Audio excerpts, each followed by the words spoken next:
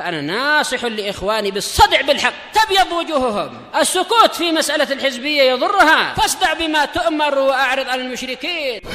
سلامي على دماج ورجالها والشيخ يحيى ودار العلم يا سعد بانيها. Bismillahirrahmanirrahim. Alhamdulillahirabbil alamin. Wa bihi nasta'in ala umuri dunya wa din. Wassalatu wassalamu ala asyrafil anbiya'i wal mursalin. Muhammad bin Abdullah al-Amin, afdalul anbiya wa khatamun nabiyyin, wa ala alihi at-tahirin wa ashabihi ajma'in. Wa tabi'ahum bi ihsan ila yaumil din. Amma ba'du.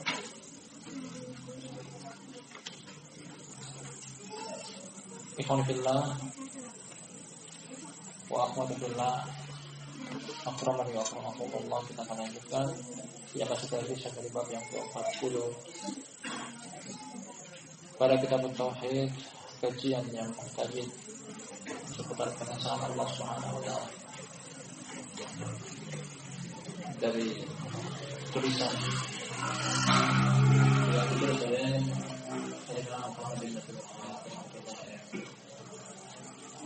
Bab yang ke-40, bab yang mengkaji tentang materi tauhid berupa syukur nikmat. Hendaknya terpenuhi di dalamnya 3 kriteria sekaligus, 3 cara mensyukuri nikmat Allah. Bersyukur dengan hati, meyakini bahwasanya nikmat seluruhnya datang dari sisi Allah. Wa ma bikum min nikmatin famin Allah. Bersyukur dengan lisan, memuji Allah, menyanjung Allah dengan lisan ketika dianugerahi nikmat olehnya. Kemudian yang paling tinggi adalah bersyukur dengan anggota tubuh. Jadi bab ini penulis mengajarkan kepada kita bahwasanya ketika mensyukuri nikmat hanya dengan hati saja, tidak disyukuri dengan lisan, ini termasuk tidak mensyukuri nikmat, bahkan tergolong kufur nikmat yang bisa sampai mencoreng kemurnian tauhid seseorang.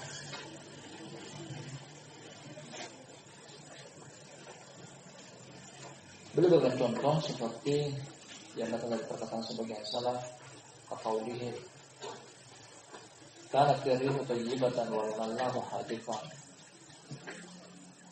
Cuaca baik tanpa mengucapkan alhamdulillah yang memberikan anugerah cuaca baik tersebut, atau al-mallahu hadifan, masinis nahkoda, pengemudi kapal mahir dalam mengemudikan kapal, akhirnya terbebas dari badai, terbebas dari ombak, terbebas dari angin kencang, lupa mensyukuri nikmat bahwasanya Allah yang menyelamatkan mereka. Masih tersisa masail dalam bab ini, kita akan baca 4 masail. Ketika masih tersisa waktu, kita akan lanjut pada bab yang baru. Kata sang penulis, semoga Allah merahmati beliau Syekh Muhammad bin Abdul Wahhab rahimahullah taala.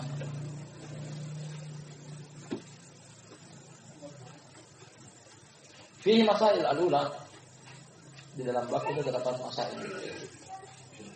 poin pelajaran yang bisa dipetik dari judul bab beserta dalilnya.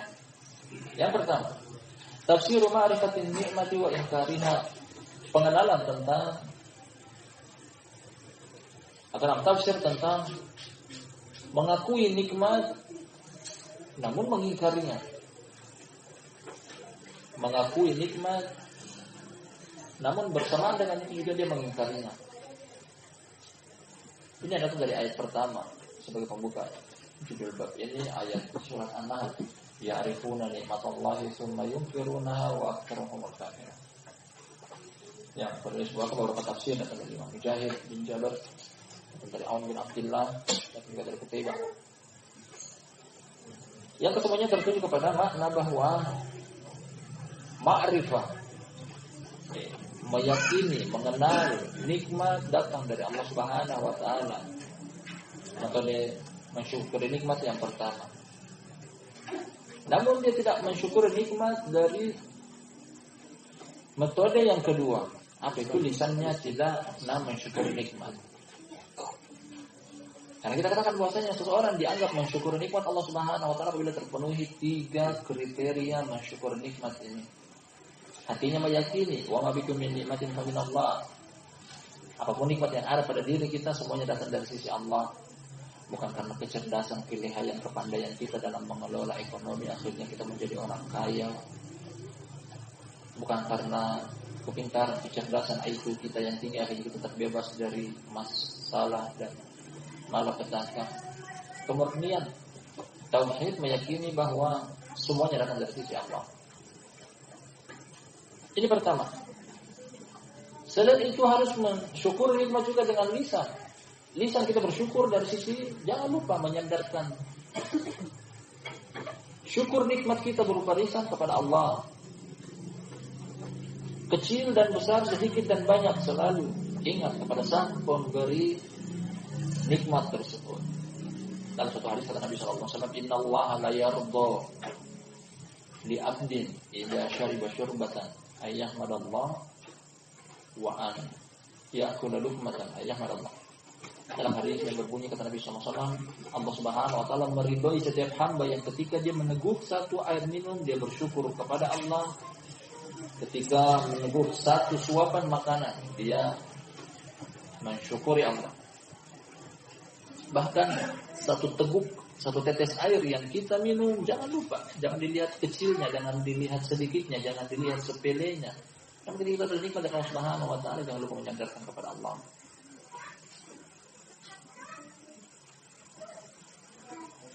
Karena ini termasuk perkara yang akan ditanya oleh Allah Subhanahu wa taala pada hari kiamat, nikmat. Tsumma latus'alunna yauma idzin 'anil na'im. Kemudian pada hari itu, pada hari kiamat, kalian akan ditanya tentang nikmat. Jadi pemahaman yang tepat tentang mensyukur nikmat adalah hati meyakini bahwa yang datang dari sisi Allah. Nikmat apapun itu, banyak sedikit, kecil besar, nampak tersembunyi, seluruhnya datang dari sisi Allah. Kita yakin akan hal tersebut dalam lubuk hati kita yang paling dalam. Kemudian yang kedua, jangan lupa juga mengucapkan dengan lisan alhamdulillah wa syukurillah. Meskipun mungkin ada sebagian orang sebagai sebab yang mengantarkan rezeki itu sampai ke tangan kita. Nah, pada pertemuan malam sebelumnya sebagai info bertanya, nah, bagaimana dengan ucapan terima kasih kepada orang yang mungkin dengan sebab dia sampai rezeki itu pada kita? Nah, hal tersebut dianjurkan. Namun jangan juga lupa bahwasanya nikmat datang dari Allah Tabaraka wa taala. Orang hanya perantara, orang hanya sebab. Dalam hadis kata Nabi sallallahu alaihi wasallam, la yashkurullaha man la yashkurun nas. Tidak dianggap bersyukur kepada Allah seorang yang tidak bersyukur kepada orang lain, kepada manusia. Namun perkataan hanya murni menyebutkan sebab seperti yang beliau bawakan kepada kita tafsir dari Mujahid akan ayat di atas. Ya'rifuna nikmatallahi tsumma yunkirunaha. Bentuk pengingkaran kepada nikmat adalah perkataan sebagian orang, hadza mali warathuhu an abai. Ini adalah hartaku. Aku mendapatinya dengan cara warisan dari bapak-bapakku, orang tuaku. Perhatikan, tanpa menyinggung nama Allah sedikit pun. Tanpa menyinggung tentang Sang Pemberi rezeki sedikit pun, yakni Allah Subhanahu wa taala. Syekh Muhammad bin Shalih Al-Utsaimin rahmatullahi alaihi menyebutkan bahwa secara nalar, secara logis ini betul, tidak salah. Hanya saya kita lihat dari sudut pandang tauhid, dari kacamata tauhid, hal ini mengurangi kemurnian tauhid. Mengurangi kemurnian tauhid. Bahkan barakallahu fikum, Allah Subhanahu wa taala menutup ayat ini dengan perkataannya wa aktsaruhumul kafirun. Kebanyakan dari mereka kafir. Ini perbuatan kekafiran. Menengok rezeki, menengok nikmat, menengok anugerah hanya dari sisi sebabnya tanpa menyinggung Sang Pemberi rezekinya, ini adalah perbuatan kekufuran. Jangan pernah lupa bahwasanya besar dan kecilnya nikmat yang ada pada diri kita, sedikit atau banyak nikmat yang ada pada diri kita murni dari Allah Subhanahu wa taala. Bahkan satu, mohon maaf, permen yang kita makan, yang kita kunyah selesai dari memakan permen yang mungkin sepele, harga 100 rupiah, harga 200 rupiah. Jangan lupa untuk memuji Allah Subhanahu wa taala selesai dari memakan permen tersebut. Alhamdulillah bisa merasakan manisnya permen. Bahkan satu teguk air yang kita minum masukkan ke dalam perut kita juga jangan lupa alhamdulillah.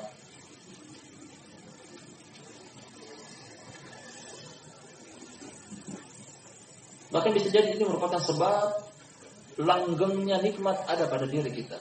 Allah Subhanahu wa taala menerangkan dalam Al-Qur'anul Karim bahwasanya berlanjutnya terus nikmat dari Allah Subhanahu wa taala apabila disyukuri, maka Allah akan tambah.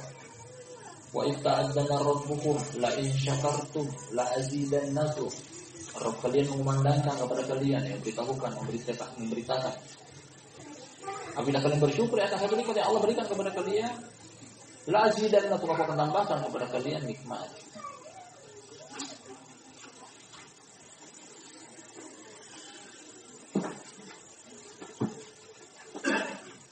Beliau ingin pahamkan kepada kita dari masalah yang pertama, poin pelajaran pertama yang dipetik dari judul bab, bahwa mensyukuri nikmat tidak cukup hanya dengan meyakini bahwasanya nikmat datang dari sisi Allah. Cuma itu saya tidak cukup. Bahkan datangkan juga mensyukuri nikmat dengan lisan. Alhamdulillah. Sepele. Terdengar sepele. Tapi ternyata ini perbuatan yang salah satu dari dua opsi. Selalu dalam Al-Quran ketika Allah menyinggung yang namanya syukur, lawan katanya adalah kufur. Kata Allah Subhanahu wa taala, "In tashkuru fa innallaha ghaniyyun 'ankum wa la in takfuru fa innallaha ghaniyyun 'ankum wa la yarda li ibadihi al-kufur wa in tashkuru yarduhu." Kata Allah Subhanahu wa taala, kalian apabila kufur kepadanya, Allah tidak butuh dengan kekufuran. Allah tidak ridho dengan kekufuran. Kemudian setelah itu, lawan dari kufur adalah wa in tashkuru yardahu lakum. Apabila kalian bersyukur, Allah ridho kepada kalian. Allah ridho kepada syukur, Allah tidak ridho kepada kufur. Lawan daripada syukur adalah kufur. Kalau orang yang tidak bersyukur, artinya dia kafir. Karena secara bahasa kafir artinya adalah mengingkari nikmat dari Allah, namanya kekufuran. Kalau satu nikmat kita ingkari, ada perangai-perangai kekufuran pada orang tersebut. Kalau dua nikmat yang tidak disyukuri, berarti ada dua perangai kekufuran. Kalau banyak nikmat yang tidak disyukuri, berarti banyak juga perangai kekufuran. Kata Allah Subhanahu wa taala, "Fadhkurni adzkurkum washkuruli wala takfurun."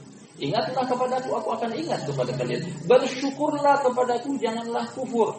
Lawan kata dari syukur adalah kufur. Kalau tidak syukur berarti kufur.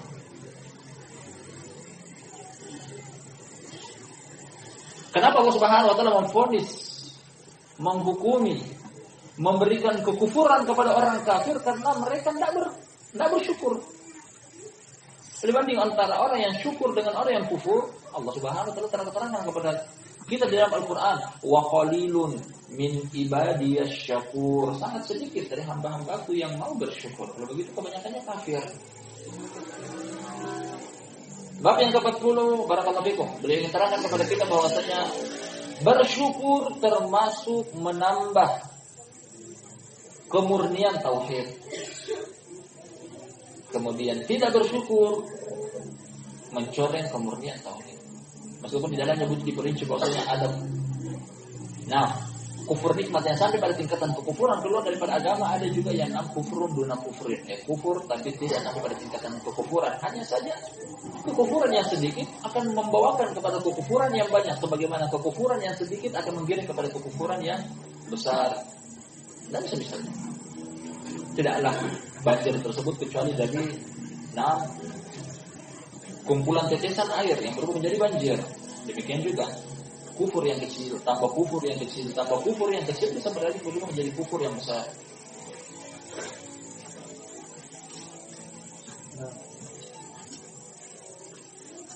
Kalau begitu, butuh tiap hari kita bersyukur. Kalau begitu butuh setiap saat kita bersyukur. Kalau begitu butuh setiap waktu kita bersyukur. Karena tak satu detik pun yang lewat dari kehidupan kita kecuali ada nikmat Allah Subhanahu wa taala yang terus bertambah, baru dan lagi. Udara yang kita hirup butuh kita syukur. Pandangan mata kita alhamdulillah dari mulai lahir sampai detik ini kita diberikan anugerah oleh Allah Subhanahu wa taala masih bisa melihat. Di sisi lain bahwasanya ada orang yang diambil oleh Allah Subhanahu wa taala penglihatan dia. Pendengaran jika digunakan untuk mendengar ayat-ayat Allah Subhanahu wa taala, dan seterusnya dari nikmat yang kecil sampai yang besar, nikmat yang sedikit sampai yang banyak, butuh untuk kita syukuri agar tetap mengukuhkan kemurnian tauhid kita. Asalnya yang kedua, ma'rifatu anna hadza jarin ala alsinati katsirin.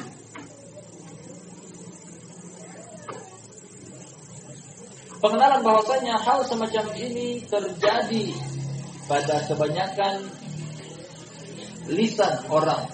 Terkadang muncul semacam ini. Nah, ketika mengendarai kendaraan, kemudian ternyata Allah Subhanahu wa taala selamatkan dari satu musibah, tragedi. Akhirnya mungkin lisan sebagian orang mengatakan bahwasanya karena kemahiran mengemudi kendaraan orang ini tanpa menyebutkan nama Allah sedikit pun. Terjadi. Meskipun mungkin keyakinan dia meyakini bahwasanya Allah yang menyelamatkan dengan sebab orang ini, tapi ketika lisan tidak menyebutkan Allah, hanya meyakini dalam hati, apa yang barusan kita kaji tidak sinkron, tidak sesuai, tetap dianggap bahwasanya dia belum bersyukur kepada Allah Subhanahu wa taala. Harus sama. Kesemuanya ini, tiga hal ini dalam bentuk bersyukur kepada Allah Subhanahu wa taala jangan pernah hilang salah satu dari tiga metode bersyukur kepada Allah tersebut. Bersyukur dengan hati, bersyukur dengan lisan, bersyukur dengan anggota tubuh. Kalau salah satunya hilang, tidak dianggap bersyukur kepada Allah Subhanahu wa taala. Tiga-tiganya harus terpenuhi. Dan ini terjadi pada kebanyakan orang. Anaknya terlihat berbakat, berprestasi, kemudian mungkin memuji, menyanjung bahwasanya, nah, karena kemahiran aku dalam mendidik anak. Tanpa menyebutkan sedikit pun siapa yang memberikan nikmat tersebut, yakni Allah Subhanahu wa taala. Paling pertama sebutkan dulu alhamdulillah. Nah, termasuk dia telah bersyukur kepada Allah Subhanahu wa taala. Kemudian setelah itu menyebutkan bahwasanya bisa jadi karena ini dan itu. Hanya menyebutkan sebab, lupa dengan sang pemberi nikmat, belum dianggap bersyukur kepada Allah Subhanahu wa taala. As-salisa yang ketiga, tasmiyatu hadzal kalam inkaran lin ni'mah. Beliau ingin pahamkan kepada kita sampai sedetail ini pada poin yang ketiga, bahwa penamaan perkataan ini, perkataan yang sering kita dengar dari lisan sebagian orang. Perkataan semacam ini dianggap mengingkari nikmat.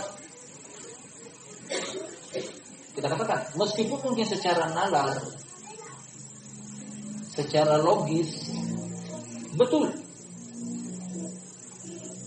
Tapi kita lihat dari sudut pandang tauhid, sudut pandang ayat, sudut pandang syariat Allah kurang tepat. Makanya bisa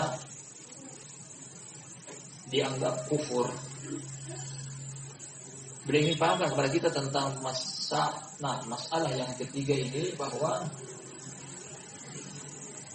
perkataan semacam ini dianggap mengingkari nikmat.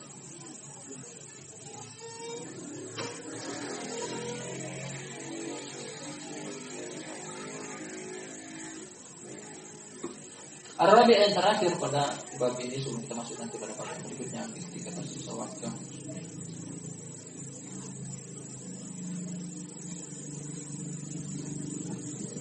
Arabi ijtima'u dziddaini fil qalb. bertemunya dua yang kontradiksi di dalam satu hati. Jadi maksud adalah tentang mengingkari nikmat sekaligus mensyukuri nikmat. Terkadang terjadi. Jangan merasa heran dengan hal tersebut. Begitu banyak kita jumpai di luar sana orang yang dengan lisan dia mengaku aku ahlus sunnah, ternyata di dalam hatinya terdapat kebid'ahan. Jangan heran akan pengakuan seperti ini bisa seperti di sini.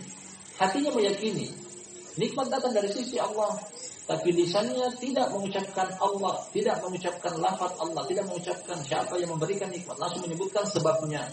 Terkumpul dalam dadanya, terkumpul dalam hatinya dua hal yang kontradiksi, mengingkari nikmat sekaligus mensyukur nikmat. Dan ini lumrah.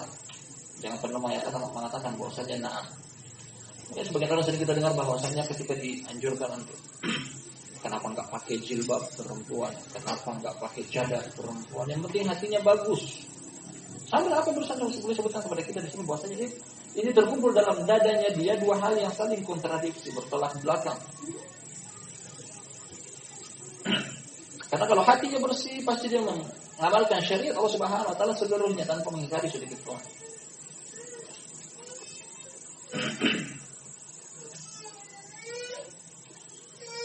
Fir'aun sendiri alaihi laknatullah, ketika datang Nabi Musa mendakwakan agama Allah Subhanahu wa taala kepadanya, nah dia mengaku bahwasanya ma urikum illa ma ara wa ma ahdikum illa sabila rasyad. Fir'aun dengan kedurhakaan dia, dengan sifat durjananya dia mengaku bahwasanya aku tidak menunjukkan kepada kalian wahai kaumku kecuali sesuatu yang aku anggap baik, paling bagus menurut aku.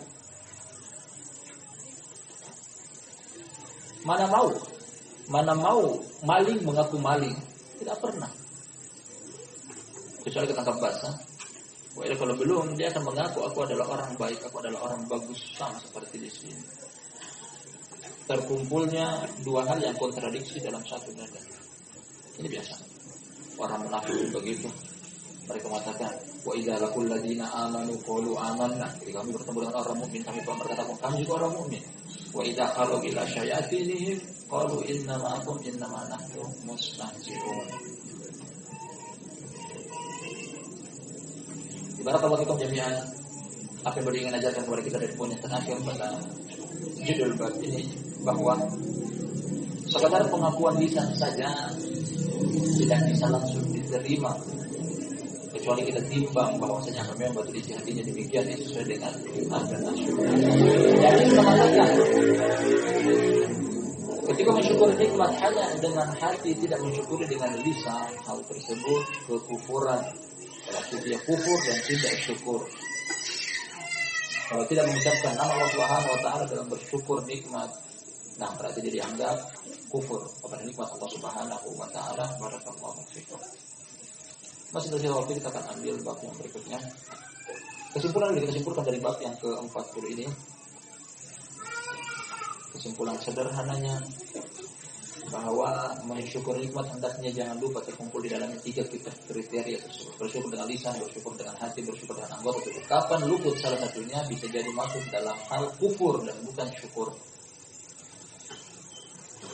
Kata Syekhul Islam Muhammad ibn Abdul Wahhab An-Najdi At-Tamimi rahmatullahi alaih, bab al-wahid wal arba'un, bab yang ke-41. Bab ini garis 6, buku ini garis hitam sekarang lebih 60-an bab, 60 lebih, sekitar 65 atau 66. Dan sekarang kita berada pada sepertiga terakhir dari buku ini. Kita berada pada sepertiga terakhir dari buku ini. Bab yang ke-41, seperti bab sebelumnya belum kebiasaan, menjadikan judul bab diambil dari potongan ayat. Qaulullah ta'ala, perkataan Allah yang maha tinggi, fala taj'alu lillahi andadan wa antum ta'lamun. Janganlah kalian menjadikan bagi Allah tandingan, andad sekutu, andad saingan, wa antum ta'lamun. Dan kalian mengetahui bahwasanya Allah satu-satunya yang pantas untuk diibadahi.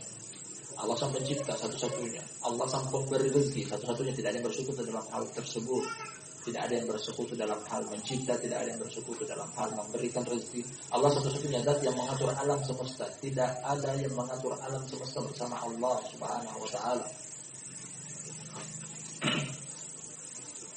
Dari awal ayat Allah Subhanahu wa taala menyebut tentang perintah untuk beribadah. Ya ayuhan nas, ubudu rabbakum alladzi khalaqakum walladzina min qablikum la'allakum tattaqun. Alladzi ja'ala lakumul arda firasyan was samaa'a bina'an wa anzala minas samaa'i ma'an fa akhraja bihi minas samarati rizqan lakum fala taj'alu lillahi andadan wa antum. Di depan anjuran untuk beribadah. Nah, maksud beribadah hanya kepada Allah Subhanahu wa taala dengan alasan kenapa beribadah kepada Allah, karena Allah yang telah mencipta baik itu umat ini atau umat terdahulu. Kemudian setelah menyinggung tentang hak prerogatif Allah Subhanahu wa taala yang mencipta dengan hak tersebut pantas untuk disembah, Allah tutup dengan selain beribadah, hindari satu hal ini. Fala taj'alu lillahi andadan wa antum ta'lamun. Sempurnalah kalimat la ilaha illallah. Ada penetapan, ada penafian. Ada penetapan illallah, tidak menyembah hanya Allah. Penafian illallah, menafikan seluruh sembahan selain Allah Subhanahu wa taala, termasuk di sini andad, tandingan, saingan, sekutu. Kita akan dapatnya nanti setelah kita membaca semacam tafsir dari Ibnu Abbas, maksud dari judul bab ini. Karena bab ini dari ayat menyinggung tentang syirik akbar, jadi kita akan dapatnya nanti ini berupa syirik asghar. Syirik akbar. Kita katakan mulai dari judul bab yang barusan kita selesai darinya sampai beberapa bab terakhir ini berkaitan dengan ibadah lisan, tauhid, mentauhidkan Allah dengan lisan termasuk di sini. Kita baca tafsirnya, kemudian kita akan simpulkan maksud dari judul bab ini. Qala Ibnu Abbas radhiyallahu anhu fil ayat. Berkata Abdullah bin Abbas dari tentang ayat ini merupakan tafsir dari Ibnu Abbas tentang ayat di atas dari surat Al-Baqarah. Akan ada lagi bahasanya adalah ayat Nabi Ibnu Abi Hatim. Al-andad dari ayat. Maksud dari andad adalah huwa syirk.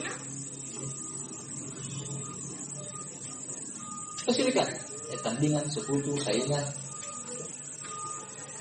Jangan menjadikan bagi Allah saingan dalam hal apa kita baca. Huwa syirku akhfa min dabibin namli ala sufatin sauda fi dhulmatil lail. Ibnu Abbas radhiyallahu anhu mentafsirkan kepada kita, dan dia adalah sang gurunya. Jadi Ibnu Mas'ud menjuluki Ibnu Abbas sang murid dengan turjumanil Quran, penterjemah Al-Quran. Berkat doa dari Nabi SAW, Allahumma faqihhu fid-din wa 'allimhu at-ta'wil, tafsir. Ya Allah, pahamkanlah dia di dalam agama. Ya Allah, ajarkanlah dia tafsir Al-Quran. Dan tafsir Al-Quran dari Ibnu Abbas yang didoakan oleh Nabi SAW dalam tafsir Al-Quran.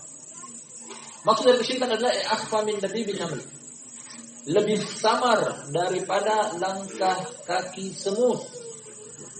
Semut binatang yang kecil, sudah kecil. Kemudian yang ingin boleh pahamkan adalah cermati tentang langkah kakinya, begitu pendek. Ala sofatin sauda fi dhulmatil lail, langkah kaki semut di atas batu hitam di tengah kegelapan malam. Siapa di antara kita yang bisa melihat dengan mata telanjangnya dia apa yang diungkapkan oleh Ibnu Abbas? Langkah kaki semut hitam di atas batu hitam di tengah kegelapan malam. Artinya ini sangat samar dengan mata kita yang normal. Taruhlah penglihatan kita yang tajam, belum tentu kita bisa melihat. Ternyata barakallahu fikum jami'an, langkah kaki semut yang samar tersebut kesyirikan lebih samar. Ibnu Abbas mengajarkan kepada kita bahwasanya Kesyirikan lebih samar daripada itu. Makanya kalau tidak mempelajari tentang kejelekan, belum tentu kebaikan dia seluruhnya murni. Makanya Hudzaifah bin Yaman radhiyallahu anhu dalam Sahih Bukhari mengatakan bahwasanya kana an-nas yas'aluna Rasulullah sallallahu alaihi wasallam 'anil khair wa kuntu as'aluhu 'anil syarr maqafata ayyudrikani. Dahulunya para sahabat menanyakan kepada Nabi sallallahu alaihi wasallam perkara yang baik. Adapun aku menanyakan kepada Nabi sallallahu alaihi wasallam perkara yang buruk. Bukan untuk mengamalkan perkara yang buruk setelah mengetahuinya, namun apa? Makhafata ayyudrikani, aku khawatir aku terjerumus ke dalam keburukan tersebut. Sebagaimana tauhid dipelajari agar diamalkan, syirik pun dipelajari agar tidak terjerumus ke dalamnya. Sebagaimana sunnah dipelajari agar bisa mengamalkan, demikian juga bid'ah dipelajari agar tidak terjerumus ke dalamnya. Hanya mempelajari tentang kebaikan, belum tentu dia tahu tentang kejelekan, akhirnya dia terjerumus ke dalamnya. Begitu banyak orang di luar sana mengaku sunnah, tapi tidak tahu yang secara detail tentang bid'ah, makanya banyak terjerumus ke dalamnya. Yang manis dibilang pahit, yang pahit dibilang manis.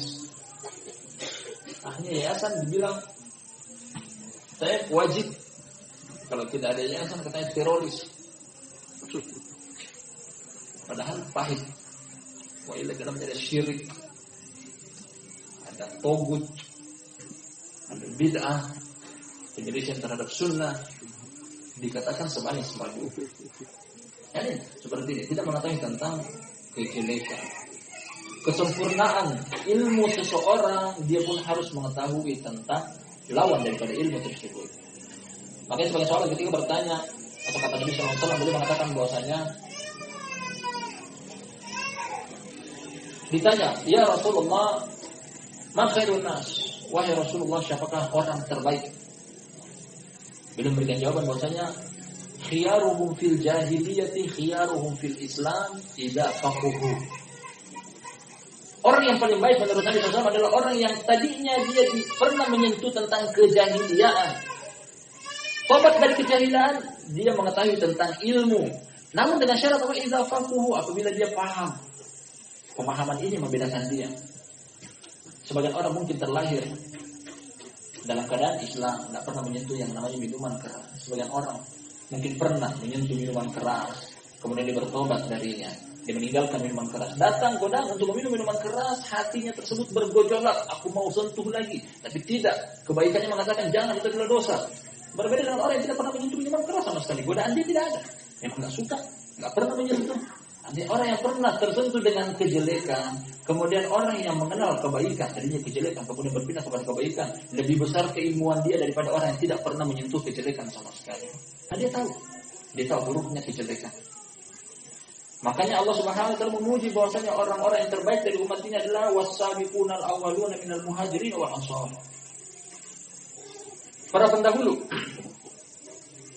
Para pendahulu umat ini dari kalangan muhajirin dan ansor. Kenapa mereka dijuluki dengan umat terbaik? Karena mereka pernah menyentuh zaman kejahiliaan, tahu tentang keburukan.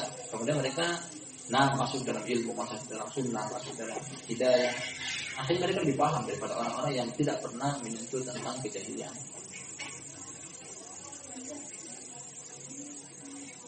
Kita tegaskan di sini barakallahu fikum bahwa sebagaimana kebaikan dipelajari, demikian juga keburukan dipelajari. Bukan untuk mengamalkan keburukan, tapi untuk menghindar agar tidak terjerumus ke dalam keburukan. Kan orang di luar sana begitu banyak kita dengar dengan telinga kita lihat dengan mata kepala kita mengaku sunnah, ternyata isinya bid'ah semuanya. Mengapa ingin mensucikan Allah, ternyata merendahkan Allah.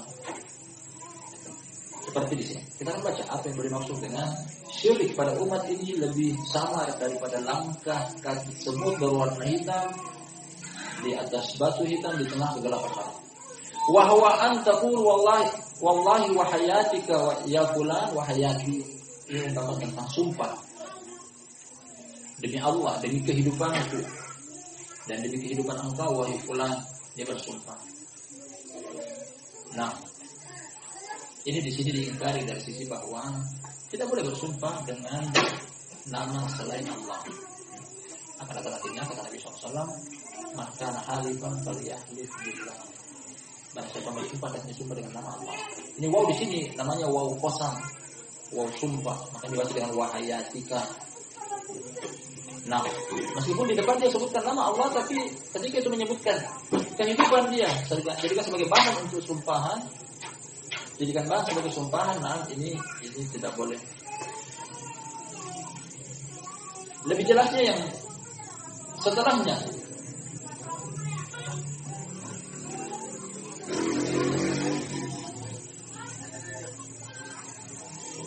Watakul, dan engkau katakan, termasuk hal yang ternyata kebanyakan orang terjerumus ke dalamnya, ternyata ini adalah menyelisihi tauhid.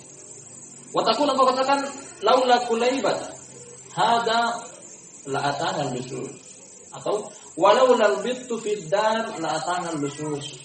Ungkapan seperti ini. Kalau bukan karena anjing tersebut, niscaya akan datang kepada kita pencuri.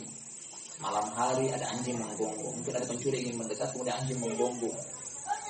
Nah, akhirnya pencuri pergi, tidak jadi masuk ke rumah. Atau walau lal bit, kalau bukan karena bebek atau angsa yang biasanya ketika ada orang yang asing dia selalu bersuara di rumah, niscaya pencuri akan masuk. Jadi menisbahkan bahwasanya selamat dari pencuri karena keberadaan anjing, selamat dari pencurian karena keberadaan bebek atau angsa.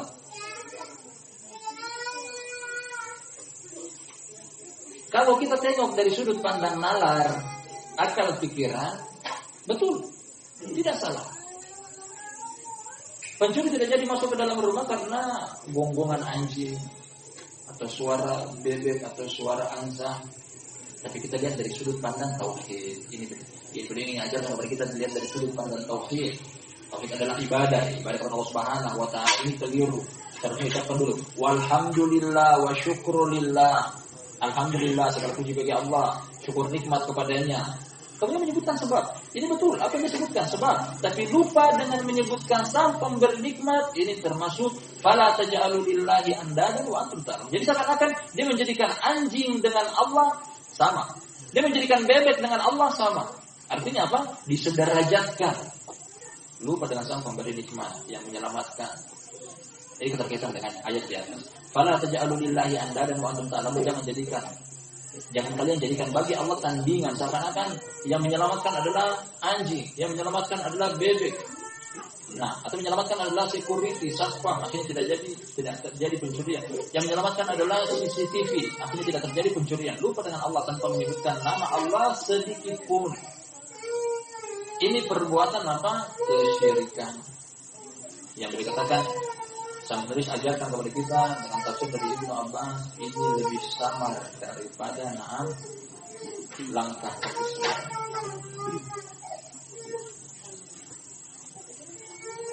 Kalau orang yang tidak mengkaji tentang ilmu agama, mereka katakan salahnya di mana, kekeliruannya di mana. Bila kita lihat, kita katakan bukan dilihat dari sudut pandang nalar, bukan dilihat dari sudut pandang akal, tapi dilihat dari sudut pandang tauhid. Ini salah, keliru.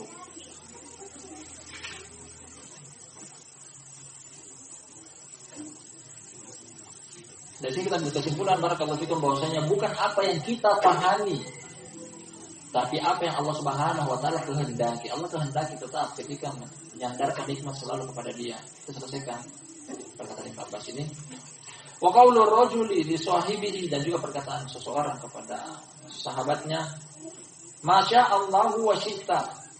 Wa qaulur rajuli laula Allah wa fulan wa la taj'al fiha fulan. Hadza kulluhu bihi syirkun, rawahu Ibnu Abi Hatim. Atau perkataan seseorang, masya Allahu wa syi'ta. Apa yang Allah kehendaki dan apa yang engkau kehendaki. Menyamaratakan antara kehendak Allah dengan kehendak saudaranya, temannya, sahabatnya. Nah, laulallah wa fulan, kalau bukan karena Allah dan kalau bukan karena fulan. Yang tepat adalah, beliau simpulkan di belakang bahwasanya la taj'al fiha fulan, jangan engkau tidak perlu engkau menyebutkan si fulan. Kalau bukan karena Allah atau karena kehendak Allah, hadza kulluhu bihi syirkun. Ini semuanya adalah bentuk kesyirikan. Jadi yang tepat adalah kalau seandainya mau menyebutkan nama seseorang di belakang masyiah Allah, kehendak Allah, atau berandai-andai karena Allah, jangan menyebutkan dengan lafaz waw yang memiliki arti kata sambung seakan-akan sederajat dan satu tingkatan, tapi sebutkan thumma, kemudian masya Allah thumma syi'ta, laulallah thumma fulan. Nah, Allah Subhanahu wa taala kehendaki, kemudian engkau kehendaki. Kalau bukan karena engkau kemudian kalau bukan karena Allah kemudian karena engkau, tapi jadikan kemudian. Nah, solusinya adalah jadikan kata kemudian akan datang pada hadis yang setelahnya. Jadi ini semuanya barakallahu fikum, Ibnu Abbas radhiyallahu anhu mentafsirkan ayat di atas ini adalah perbuatan kesyirikan. Perbuatan kesyirikan. Kalau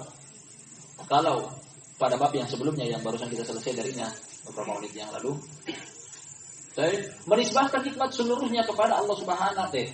Menisbahkan nikmat kepada Allah, namun lisannya tidak mensyukuri. Ini perbuatan kekufuran. Kemudian sebagian orang mungkin kalau begitu aku sebutkan juga nama si fulan tapi dengan kata bantu wow. Nah, nama Allah aku tidak lupa, aku sebutkan. Tapi aku sebutkan juga nama orang lain sebagai sebab, tapi dengan perantara kata bantu wow, kata penghubung. Nah, ini pun ternyata salah. Yang betul adalah dengan kata lalu atau kemudian atau setelahnya. Karena kalau menggunakan kata bantu wow yang artinya adalah dan, seakan-akan sederajat. Nah, masya Allah wa syi'ta, Allah kehendaki dan engkau menghendaki. Ini karena sederajat antara Allah dengan kehendak Allah dengan kehendak orang yang kita ingin jadikan sebagai sebab dalam permasalahan ini. Namun yang tepat adalah gunakan kata bantu kemudian.